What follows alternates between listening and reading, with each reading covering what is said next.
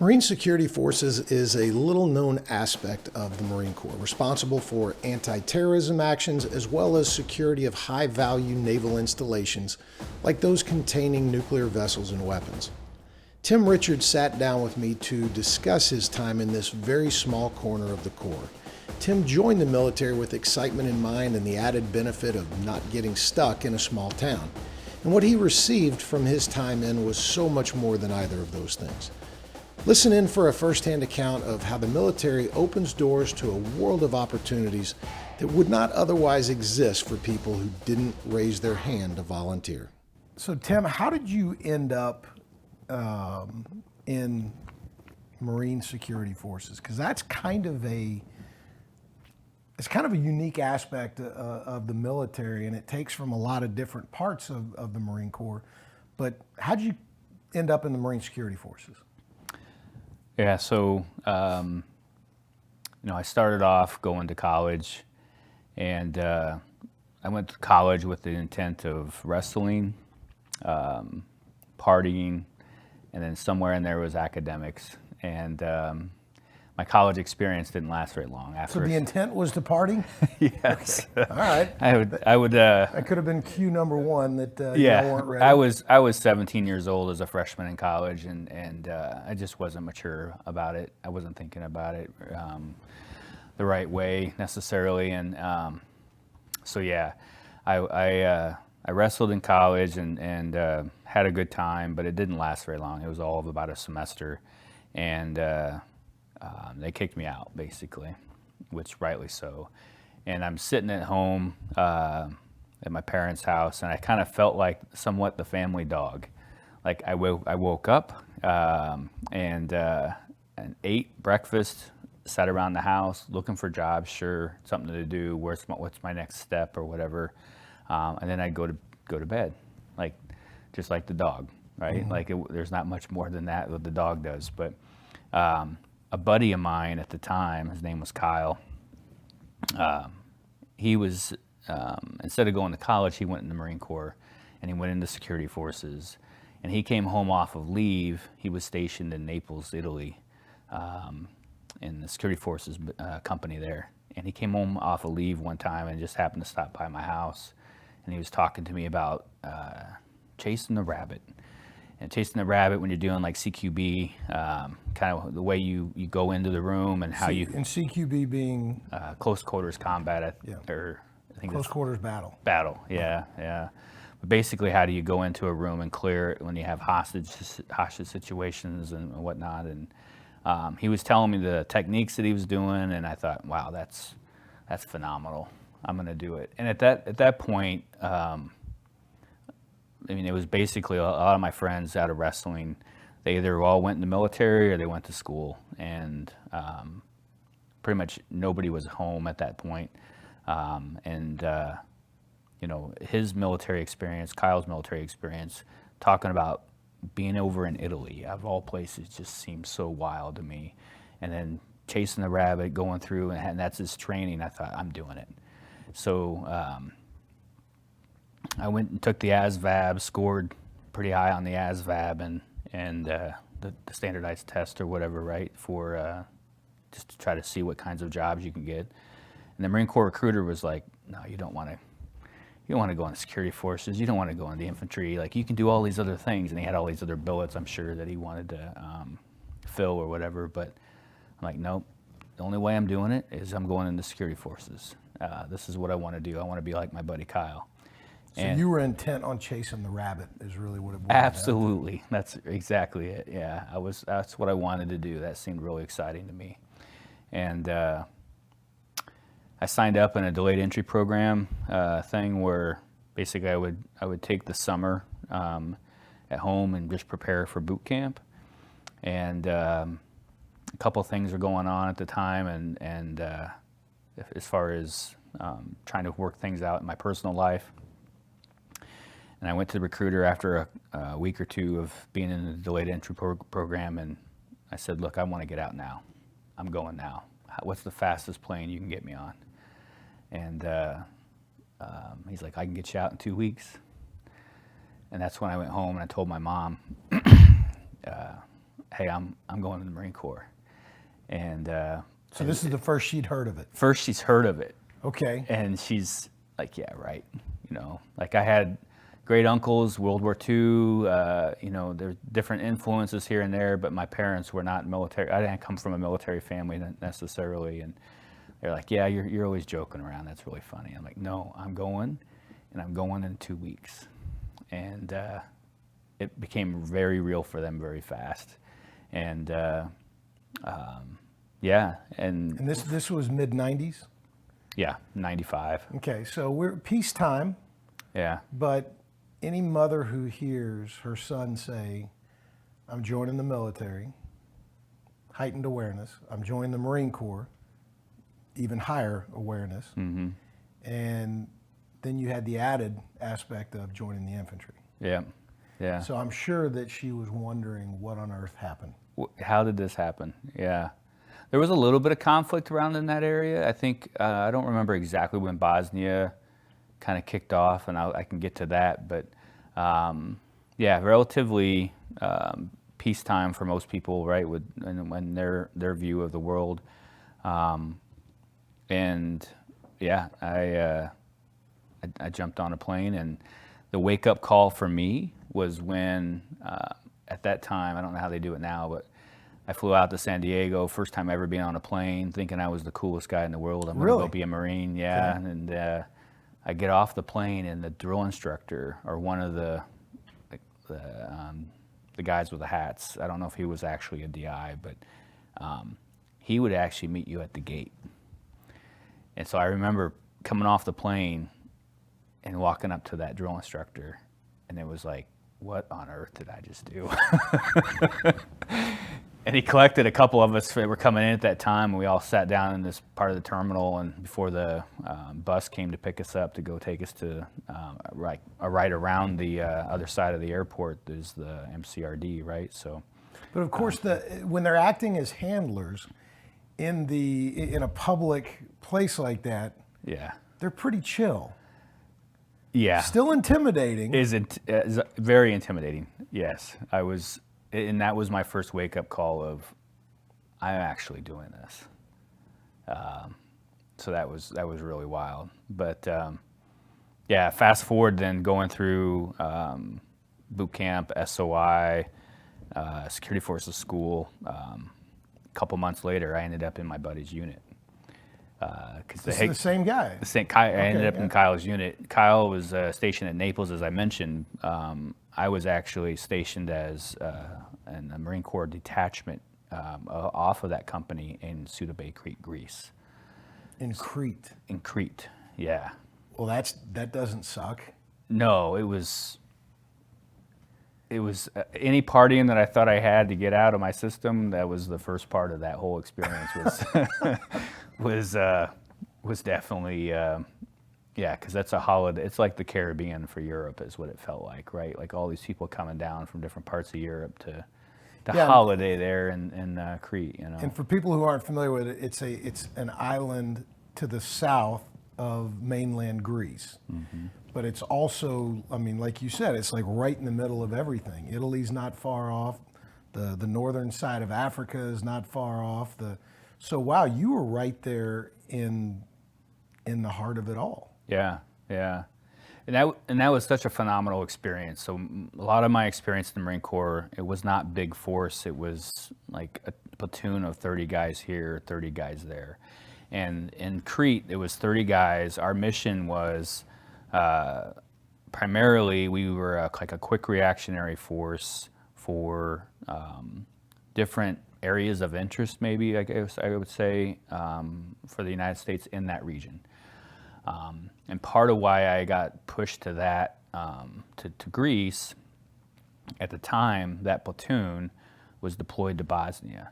And they were wanting to add more Marines on that team for that mission that they were doing in Bosnia. They were providing security for one of the facilities there in Bosnia for the United Nations. I think it was I-4. Does that sound? Yeah, that sounds right. Something there. There was a facility there that they were providing security for, and then a couple key dignitaries. There was personal security for when they would go out in town and in that area for. I don't remember where it was in Bosnia, but So you guys were providing the security for dignitaries when they would go into Bosnia or surrounding countries, anything right there in the region. yeah, that was one of the missions that the team had, and they needed a couple more people, so that they flew me in or put me into that unit as a way of starting to build up capacity or build up the force.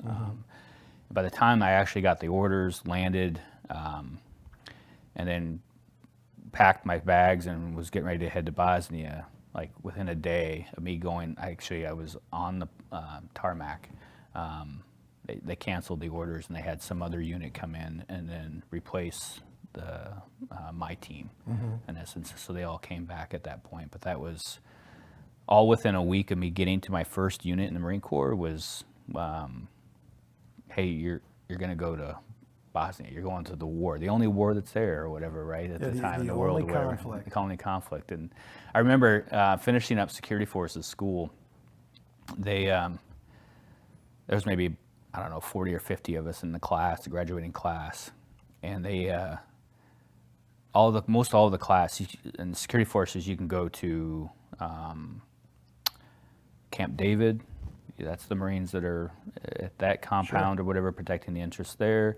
I think they're naval installations that are handling nuclear material, like whether it be fuel rods or what have you. There's Marines that are securing those facilities. You can go on to a ship, be a Marine detachment on a ship.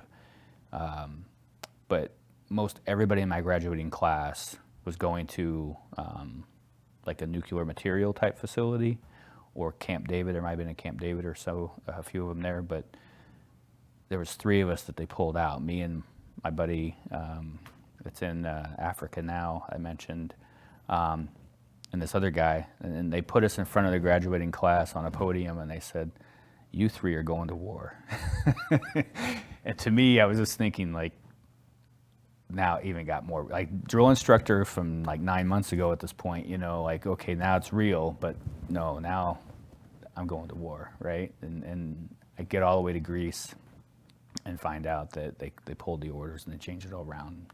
So which is probably kind of bittersweet, because you're working for that in the event that opportunity pops up. But it probably ended up being kind of sweet, because now I get to be stuck in Crete for a little while, and right. Like you said, it's a vacation spot. It is, yeah. I mean, I was so young, I didn't know what I was doing. I was just naively going blindly into the future, right? So there was like you said, bittersweet, you know, it's actually getting to do what you've trained to do kind of thing. So that was exciting. Yeah, no, it was definitely a vacation spot. So when you guys were training, though, I mean, this is within 15 years after the Beirut barracks bombing, which was not very far away. So if you're standing in Crete facing the north and you do a right face, you're going to hit that area. You've also still got the Russian. I mean, it was falling apart, but we were still training very heavily towards the Russians. Yeah. Because they were still, kind of a threat. And you had a lot of unrest in the Baltics, obviously Bosnia is what you mentioned. But then in 96, I mean, the Middle East was always an issue. And then in 96, how long had you been there when the Khobar Towers bombing occurred?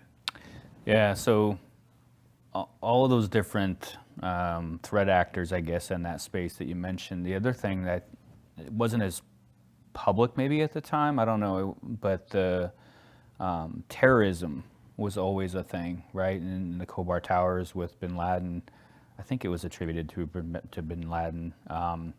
It was Hezbollah, and bin Laden, though, was thought to be on the periphery, kind of a puppeteer, I believe. Yeah, yeah.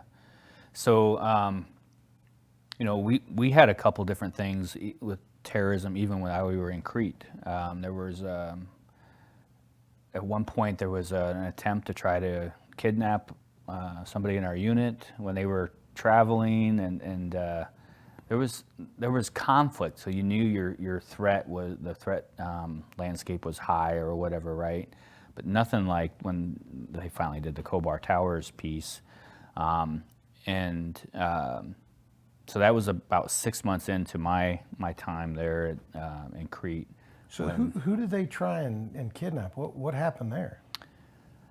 I vaguely remember. That was such a long time ago, but I think there was a staff sergeant. Part of when we were going out, like, and in these different bars and whatnot, like, we were a very soft target, right? Because you're having adult beverages, right? You're out there and you don't really know to keep your guard up. And there was a staff sergeant, I remember very vaguely, that there was an attempt to try to capture this staff sergeant. And then I can't remember the name of the terrorist group. I don't know that they were so much like Hezbollah, like that.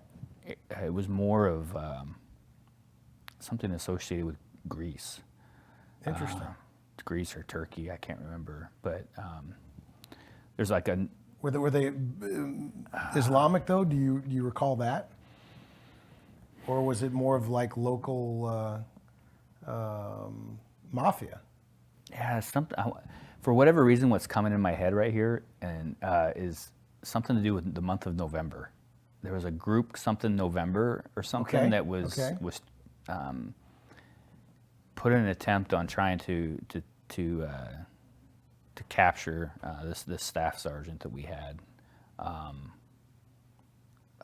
can't remember the name of the group though. I don't remember. They obviously didn't get him. No, they didn't. Right, but then all of that turned into this thing where we couldn't go out anymore for a good amount of time. And Crete is such a small base. What we had basically was like the equivalent of a regular neighborhood in the States. That was like one street, one stop sign. Like, it was a small itty bitty little base, right? So, but y'all were providing the security for the base. Yeah, we had a couple missions. Like, the broader mission was there's a unit within security forces that's they call them the fast company, and their intent is to be like a quick reactionary force globally for like what ended up being the Khobar Towers instance. And what we were our mission in part was a forward deployed fast company of sorts, right? That any conflict within the region, specifically around the southern part of Europe and then the northern part of Africa, that would emerge, like, we were someone that you could call to get somebody boots on the ground as fast as possible, right? But then we had other missions that were like the React Force for the base itself. There were key installations within the base that required heightened security. And we did a lot of things with training, a lot of training of Navy forces all throughout that whole region. So we'd go and do a lot of that. But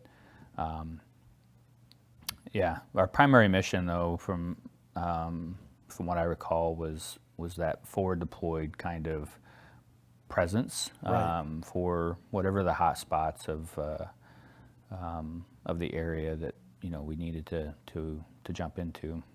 So you obviously had to react to Khobar Towers. Were there any other? And you thought you were going to be reacting to Bosnia. Yeah, so the Bosnia was my entry into Crete, and then the Khobar Towers play.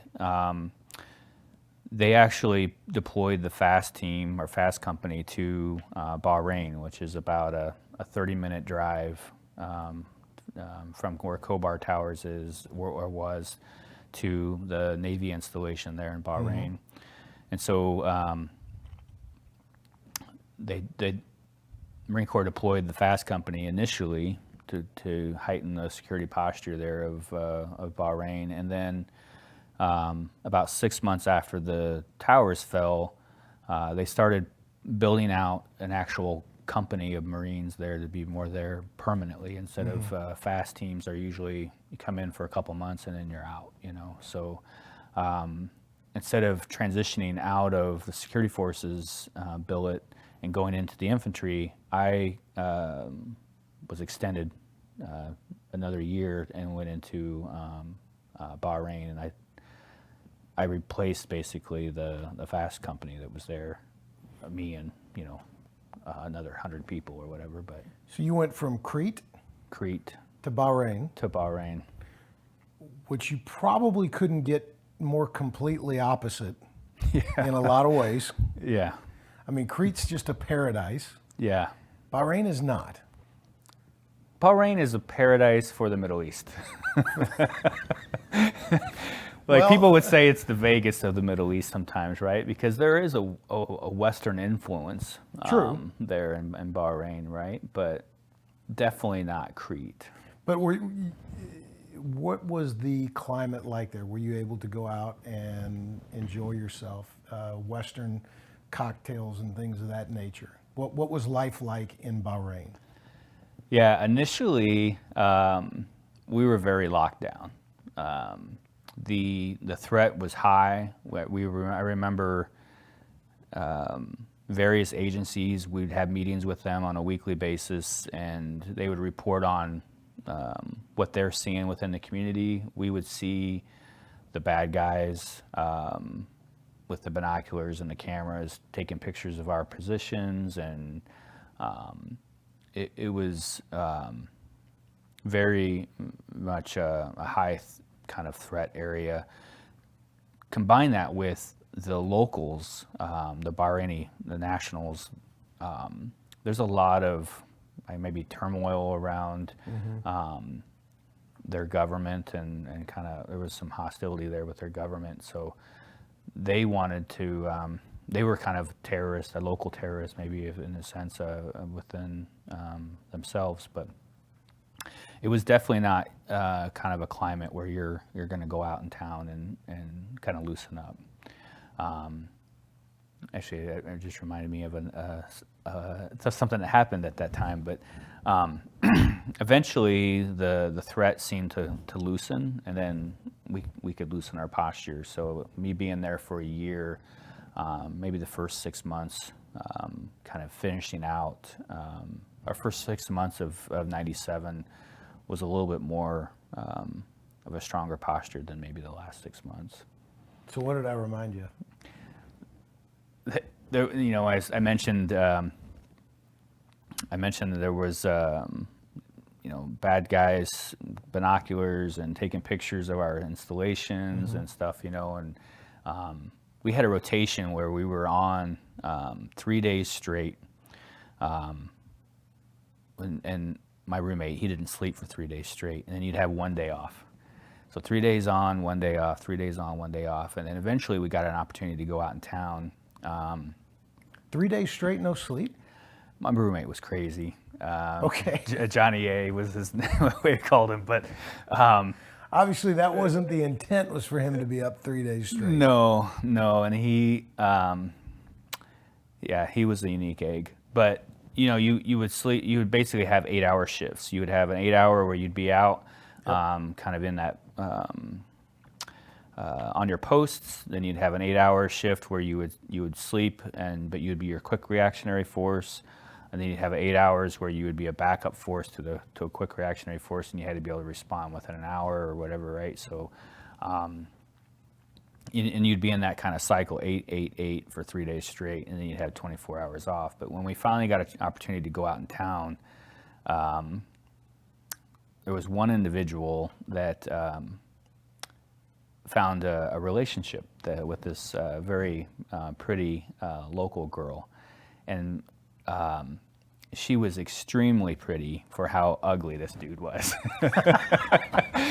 But and it was a shock for us all. Like, it's like she's a 10 and you're a 1. How does this even work, or whatever? And was she in the traditional Muslim garb? No, she was actually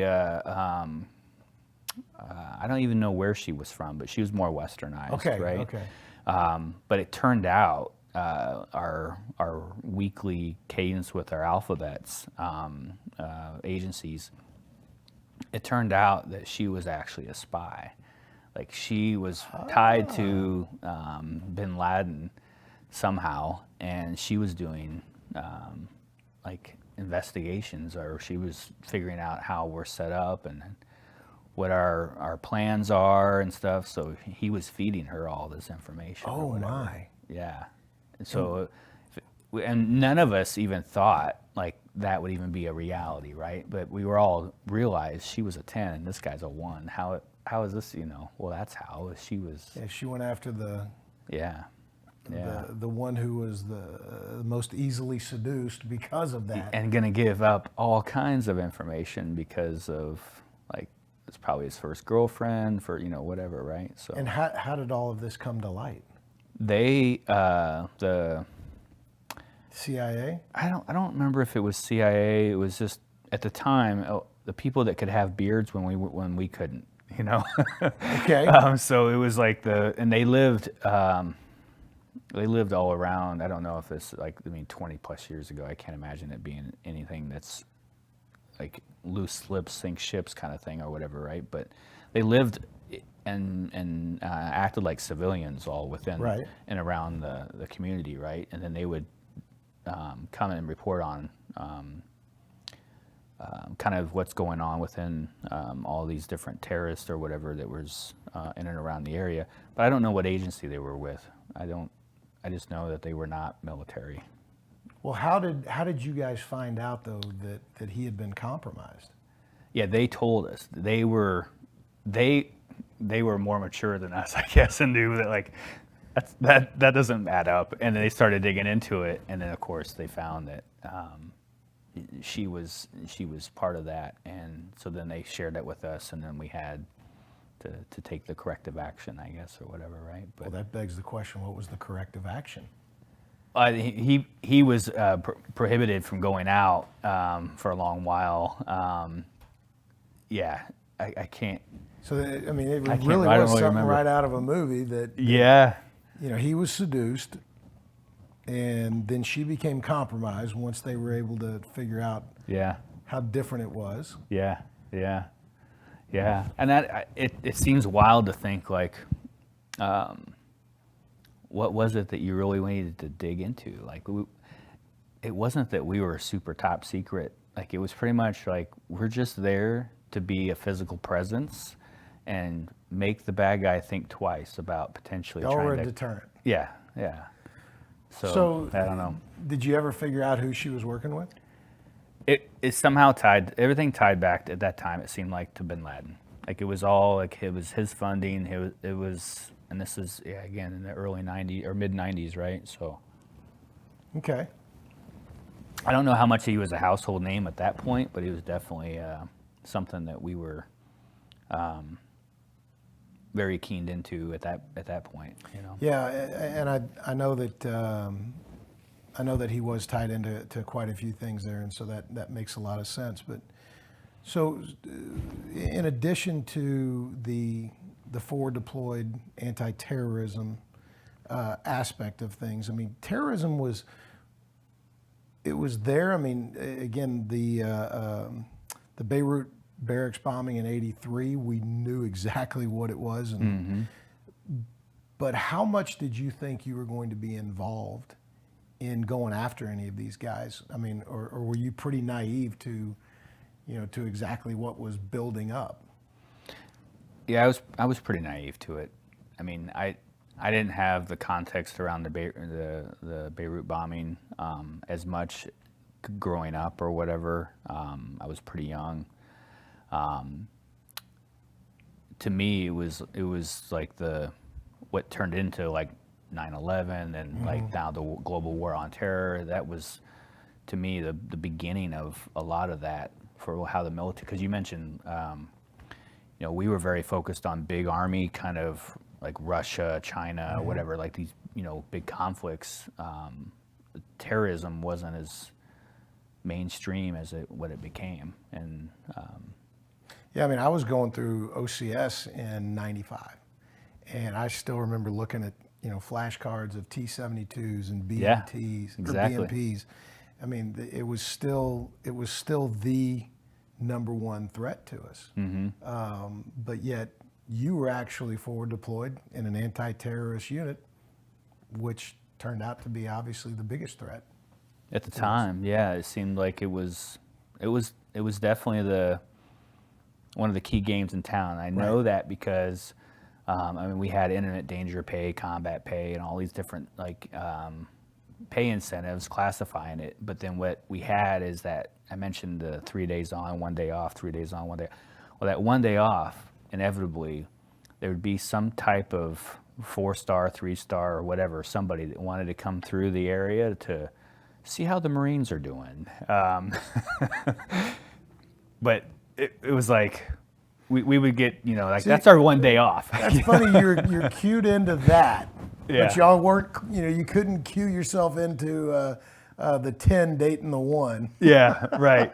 Yeah. I mean, we got to the point where it was like, if it wasn't a 4-star or 3-star, we just kick and scream fight. Like we didn't want to have to go to a formation because the off Marines are the ones that could actually participate in those kinds of dog and ponies, I suppose, to an extent, But it was really cool. I got to see a lot of the Secretary of Defense came through, Secretary of the SecNav, I'm sure. yeah, a lot of the big more public names you see on TV at the time would come through. The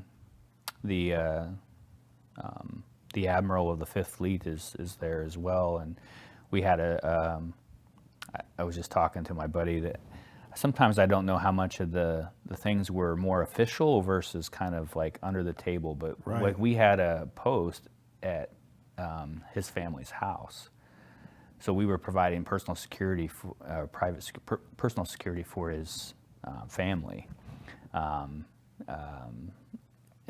he's a very the Admiral of the Fifth Fleet is a very powerful position. At least it was at the time. I don't know how much that's all structured now, but And how accessible or susceptible was the Admiral of the Fifth Fleet? I mean, obviously you've got a lot of different layers of security, but was he a pretty soft target when it was all said and done? for his position, because he just had a house out in town, right? Really? It was. I think it really, at the end of the day, it was probably. I mean, there were some instances where they were, I guess at this point, perceived it as like probing from a terrorist perspective to see how soft it was, his personal residence was. But I think more than, I could be completely off because I was pretty young at that time, right? But more than anything, I felt like it was really just to make sure that his family felt safe, his wife and kid. Yeah. Making sure that they had some type of protection with all the things going on with like the recent Kobar towers and then the constant activity around, the terrorists that are investigating the area, thinking about what their next target was going to be. Bahrain was absolutely seen as the most likely next target, 30 miles away from Kobar, right? So, Gotcha. So you were there until the end when you decided to get out, or did you go somewhere else? So I went to, so I was there in Bahrain for a year. And then after Bahrain, I got pushed to 2nd Battalion, 7th Marines in Twin End Palms, which is like leaving one desert for another one. Absolutely. At least one's on the other side of the world where it's a little more, quote unquote, exotic. Yeah. Well, what did your time with in the Marine Corps? What did you take away from all of that you would say is applicable and prepared you for life in the civilian world? I mean, because as we talked about, there are a lot of folks that see the military path as we're almost a victim class. Everybody's always dealing with something, but there's a lot of good that comes out of our time in the military. So Yeah. how would you condense your time into a lesson or two? I think, growing up, I grew up in a relatively small town, central Illinois, middle of the cornfield, a lot of blue collar work, factory work at the time. A lot of those factories have gone, but, didn't really have, I think the most traveling I did at one point, I went up to Chicago. I remember seeing Harry Carey and got his autograph for being a Cub fan. The late, great Harry Carey, Yeah. former Cardinal and Cub Yeah. color analyst. Got Right. it. Or Yeah. actually play-by-play. Play-by-play. I didn't travel a whole lot, right? And then my first time, as I mentioned, first time getting on a plane was going over to San Diego to go to boot camp, and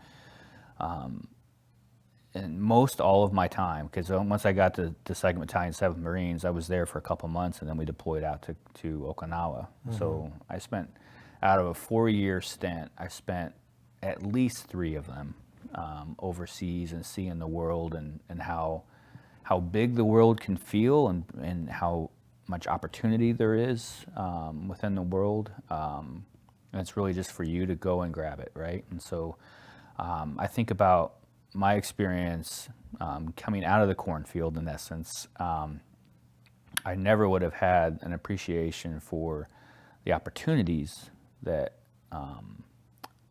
are available to anybody that just wants to raise their hand and go for it, So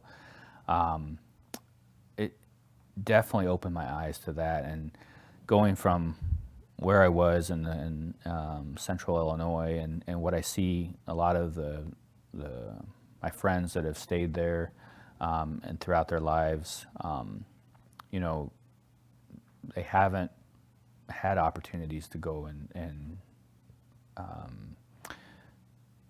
live in different places and experience different cultures and that. So, well, and the cultural aspect is so huge.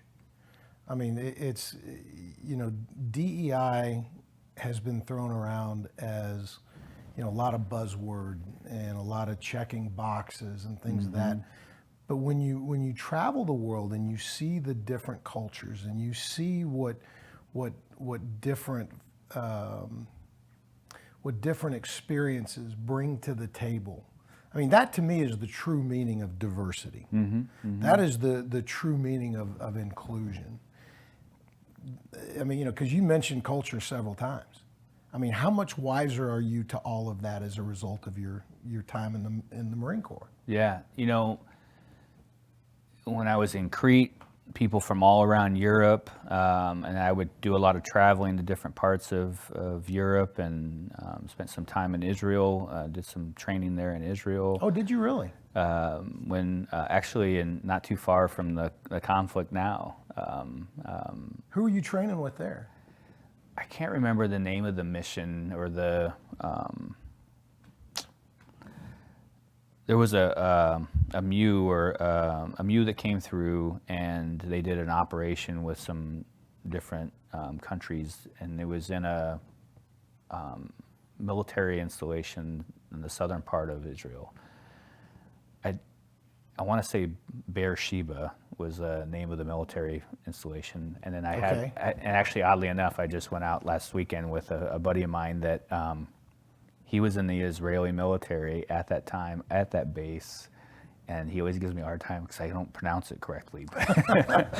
But So when the the MEU being the Marine Expeditionary Unit, yeah. So that's all the ships and all the Marines, and so when they go there and they jump off ship to do to do some exercises, probably in conjunction with the Israeli Defense Forces. Mm-hmm. Were you guys providing security, or were you involved in conducting the training? So we came in and we actually linked up with the embassy Marines that were in Tel Aviv, and we stayed at the Marine House, and then we were, what it actually just felt like is like ultimately we linked up with the Marine House, and then from there we got connected to the MEU, and we went out on a big firing line. Think of like every single piece of weaponry that the Marine Corps has in a MEU, starting with like the Abrams tanks on the far left, and then like on the far right, like someone with a cap gun, like, and everything in between was on this big firing line. And it was just more like, we got to dump all of our ammo because they were getting ready to head back to the States and be replaced by the next MEU. So we went through all of these different. They couldn't take the ammo? That's crazy. They just fired and fired and fired and fired all kinds of ammunition. We waste stuff, don't we? Well, it might have been like, I don't know. Does it have a shelf life? I don't. Not to that degree. I don't know. And again, I was just a little. At the time, I was a Lance Corporal. Maybe I was a Lance Corporal. So I was not big arrow at that point to know. You're just doing what you were told. Go out here and fire this weapon. Okay, roger that. Right. Like so. Yeah, but back to the cultural piece. Like so. Traveling all around the world, seeing all these different cultures, and seeing true poverty in ways that nobody in this country can fully appreciate at times, right? Like just mud houses and stuff at that point in some of the parts of the world that I was at. But there's these things that are human, that bond us all together. We all eat. We all appreciate different types of food. And family for the most part, right? Like you have these things that are in common, and then taking those types of experiences and how you can relate to people from all different walks of life is a big part of, I think, within corporate America, and what could be a contributor to my success in corporate America. Like I can relate to a lot of different people. I can better lead a lot of people, having all those different rich life experiences of meeting all those different cultures, and how do you lead Marines in those cultures, and in those hostile environment type scenarios where, you know, they don't want to do anything, but you got to figure out how to motivate them anyway and accomplish the mission, right? So all those things, I think, really I could talk for hours on, but really help, I think, are a key contributor to my success and to my career today. Is the result of your experiences in the Marine Corps? 100%. And I feel like at some point, do you like you say, once a Marine, always a Marine, right? And I believe that wholeheartedly. I'm all in still, like I'm still brainwashed from boot camp, but it is so true still today, and how my ethos of what's important to me, honor, courage, commitment, semper fidelis, all these things, and it's the key factor as to why I'm successful today in my careers that I'm in. I don't know any way other than that, right?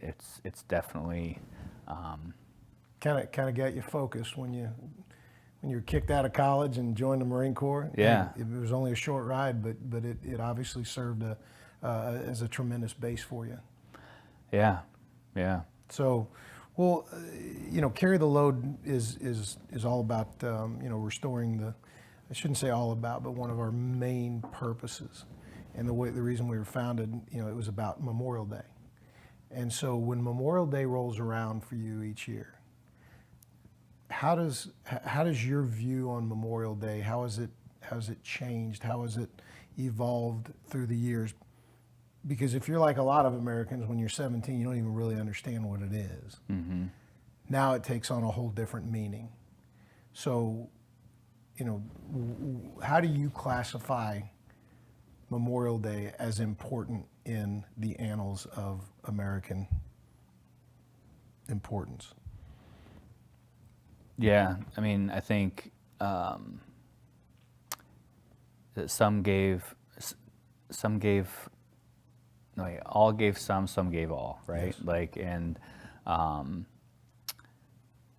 think that it's really hard for people to understand this level of sacrifice and who all is sacrificing when it comes to the volunteer force, right, of the military. And I think, as I mentioned, my friend of mine is currently deployed. Well, my best friend that I met in boot camp, and we were in line training, is what they called it back then. And I punched him in the face, and we've been best friends ever since, right? But he's currently deployed, and You can't just leave it there. I mean, you punched him in the face. Was he okay with that? Was that a mistake? I think actually, if I remember right, I'm going to say it on the record here, I broke his nose. I think he had blood everywhere, and it was... and the instructors were probably going crazy. They loved it. Yeah, it was great. Yeah, and then he's a bleeder, you know. So I mean, but you know, I think back in where he's deployed now, and you think about those that have served and Memorial Day, and the kind of the level of who all volunteers and what that sacrifice ends up being. He has a family at home that his wife now is tasked with trying to figure out how to raise their kids on their own, right? Like it's so wide as far as the sacrifice that people give, and I think it's easily misunderstood when you don't have a connection to people in your community and that serve in the military, right? So it's then, not, God forbid, he actually becomes a statistic, right. that contributes to the Memorial Day. You know, I don't even like calling Memorial Day a holiday. You know, it's because it's, you know, we've got to help people understand it's not Happy Memorial Day, because for those families of the fallen, there's nothing happy about it. Yeah, yeah. Well, and it's not just a day. I mean, it's every day. Like, we take one day aside and we set it aside to put some time to reflect on it, but it's every day. Every day there's people that are deployed. Every day that there's conflicts that people don't understand, that people are becoming a statistic every day. You know, so it's something that I definitely have top of mind more than most for me, and I think about how can I help that community, our community, with things like doing this, right? Like trying to get awareness for people that are so far out of touch of what it means to even be in the military. I mentioned a story I'll share. When me and one of my real good buddies, Chris, who also served in security forces and then went to 2-7 afterwards, he and I got out of the military, and we were sitting at dinner with our spouses at a hibachi grill where we were sharing a table with other couples that we didn't know. And we shared with these other couples that we just got out of the military, and this is our, we're just, getting together for the first time or whatever, and haven't seen each other in a while. And the questions that they had were, thinking that, well, you spent 4 years in, do you get to keep all your guns? And, thinking that, like, well, you can retire now, you don't have to work another day in your life. And the big thing that was like the Marines and the swords. So they thought, oh, like, so do you have a sword? Do you have it with you now? And like, they're just so naive to the reality of what it really means to serve, you know. So it's a great concept here with what you're doing about bringing awareness to the broader community. And How do we change that? Can we get away with requiring people to serve? Is that even a good answer? Yeah, I don't think that's the answer. To me, I love and it might come to that, right, with recruiting rates and stuff, right? But I really like the idea of a volunteer force. I know that the person that I'm fighting with is raised their hand, as opposed to just being forced to. The United States military, being an all-volunteer force and having worked with so many different militaries over the country's militaries that are not volunteer, like, we're just above the rest, right? When it comes to like the amount of effort that we put in and how serious we take it, it's I don't think forcing people in the military. I think there's something to community service, and there's something to that play, but I don't want to ruin our military with something like that. I agree. Yeah. Well, Tim, thank you, man. I've enjoyed the conversation. It's Marine Security Forces is a again, it's kind of a pocket aspect of the of the Marine Corps, and a lot of people don't understand there are so many little things that require security. Yeah. I mean, we didn't even talk about changing out hardware that's extremely sensitive to national security from a plane that's been probably circling China at some point. Yeah, absolutely. But man, I appreciate it. Thank you very much for the time, and thanks for sharing with us. Yeah, absolutely. Thank you very much. Very good. All right. If this resonated with you in the least, please subscribe and like, and please, please, please share it with at least one person. These are the stories that make us uniquely American. These are the stories that preserve the integrity of our nation.